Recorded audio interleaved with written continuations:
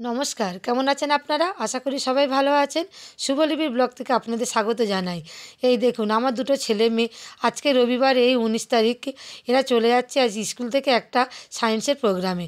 এদের স্কুল থেকে নিয়ে যাচ্ছে। আরও আশপাশের বিভিন্ন স্কুল থেকে এখানে চলে আসবে। আমাদের বাড়ি থেকে এই 1 ঘন্টা 1.5 ঘন্টা মতো রাস্তা। আমরা ছোটোবেলায় যে স্কুলে পড়তাম দুর্গাপুর স্কুল, ওখান থেকেও আমিও এই আশ্রমে কয়েকবার প্রোগ্রামে আমি গিয়েছিলাম।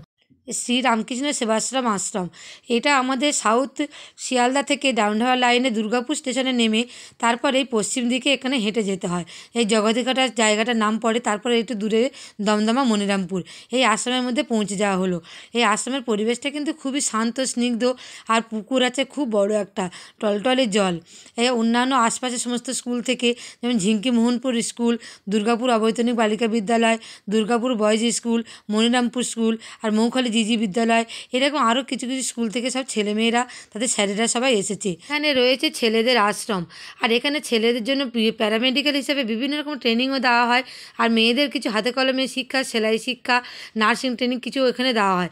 আর পাশাপাশি রয়েছে এখানে বৃদ্ধাশ্রম। আর এখানে বৃদ্ধারা যখন এখানে অসুস্থ হয়ে পড়ে, এই স্কুলের আবাসিকরাই কিন্তু তাদের দেখাশোনা করে। আর স্কুলের মধ্যে থেকে এই আশ্রমের মধ্যে বিশাল প্রাঙ্গণে বিভিন্ন রকম সবজি কিন্তু চাষ হয়।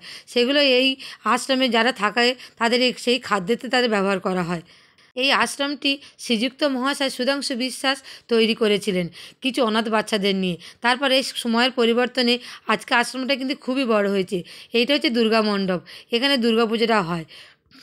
একসময় কয়েকটি বাচ্চাদের নিয়ে শুরু করে যাওয়া আশ্রম আজ কত বড় আশ্রমে রূপান্তরিত হয়েছে। আর পাশেই রয়েছে বৃদ্ধাশ্রম, যারা জীবন সায়ান্নে এসে পৌঁছেছে, যাদের দেখাশোনা করার লোক বাড়িতে কেউ নেই, তারা এই বৃদ্ধাশ্রমে এখানে এসে থাকে। আমার ছেলেমেয়েরা এই মৌখালি জিজি বিদ্যালয়ে পড়াশুনো করে। ওখান থেকে ওদের স্যারেদের সাথে অন্যান্য আরও অনেক স্টুডেন্টদের সাথে এই আশ্রমে এই অনুষ্ঠানে গেল। আজকের অনুষ্ঠানটা ছিল বিজ্ঞান গবেষক বিষয় হিসাবে, এই ভূমিকম্প সুনামি সেই হিসাবে। আর এখানে এসেছিল জিওলজিক্যাল সার্ভে অফ ইন্ডিয়ার কিছু বিজ্ঞানী, সায়েন্টিস্ট। এই কীভাবে বাড়ি নির্মাণ করা যায়, তা কেন সুনামি হয়, কেন ভূমিকম্প হয়, তারপর ভূমিকম্প হওয়ার ফলে কী ক্ষতিপতিগুলো হবে, সেই সব বিষয়ে এখানে এই বক্তৃতাগুলো তারা দেবেন।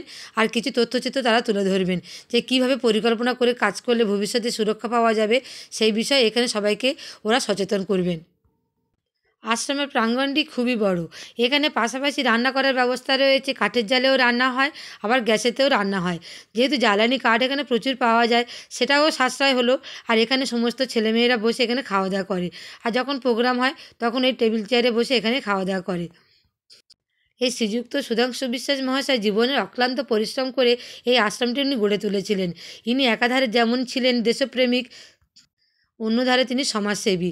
এই গরিব দুঃখী বাচ্চাদের নিয়ে এই আশ্রম তিনি গড়ে তুলেছিলেন। এই ওনার মূর্তি। ইনি জন্মগ্রহণ করেছিলেন 18ই মার্চ 1921, আর ইনি মৃত্যুবরণ করেছিলেন 6ই ডিসেম্বর 2018 সালে। এই জিওলজিক্যাল সার্ভে থেকে দুজন বড় বড় সায়েন্টিস্ট আজকে এখানে উপস্থিত হয়েছেন। তারাই সমস্ত বাচ্চাদেরকে এই বিজ্ঞান বিষয়ে একটু সচেতন করবেন। এই ছোটো ছোটো বাচ্চাদের এই রকমভাবে উৎসাহিত করলে তারা ছোটোবেলা থেকেই পড়াশোনা বিষয়ে একটু আগ্রহী হবে, আর তারা বিভিন্ন বিষয়ে তাদের মেধাটাও খুলবে। সেই উপলক্ষ করে এই সব প্রোগ্রামগুলো প্রতি বছরই এখানে হয়ে থাকে। আজ আমি ওদের মা হিসাবে এখানে বর্ণনা করছি। আমিও যখন স্কুলে পড়াশোনা করতাম এই রকম প্রোগ্রামে এই আশ্রমে আমি অনেকবারই গিয়েছি, আর যেতে খুব ভালো লাগতো। আশ্রমটা খুব নিরিবিলি, ঠান্ডা, আর খুব শান্তির জায়গা। এনাদের কিছু বক্তব্য আমি আপনাদের সঙ্গে শেয়ার করলাম।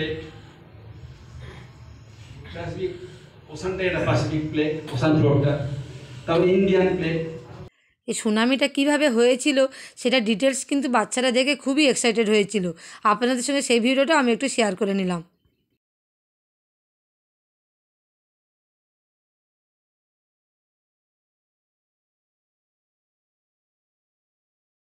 বিজ্ঞান বিষয়ক প্রোগ্রামটা শেষ হয়ে যাওয়ার পর দুপুরবেলা খাওয়া দাওয়ার ব্যবস্থা ছিল।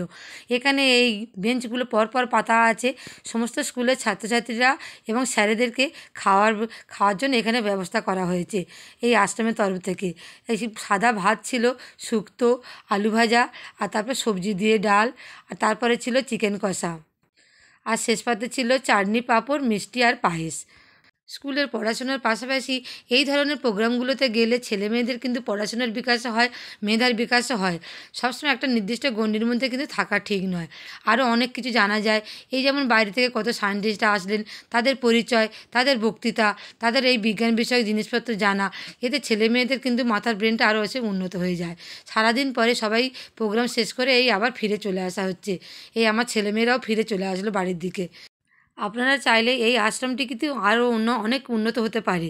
আর কিছু ডোনেশন করলে আরও অনেক গরিব বাচ্চাদের ভালো হয়। ভিডিওটি ভালো লাগলে অবশ্যই লাইক করবেন, কমেন্ট করবেন।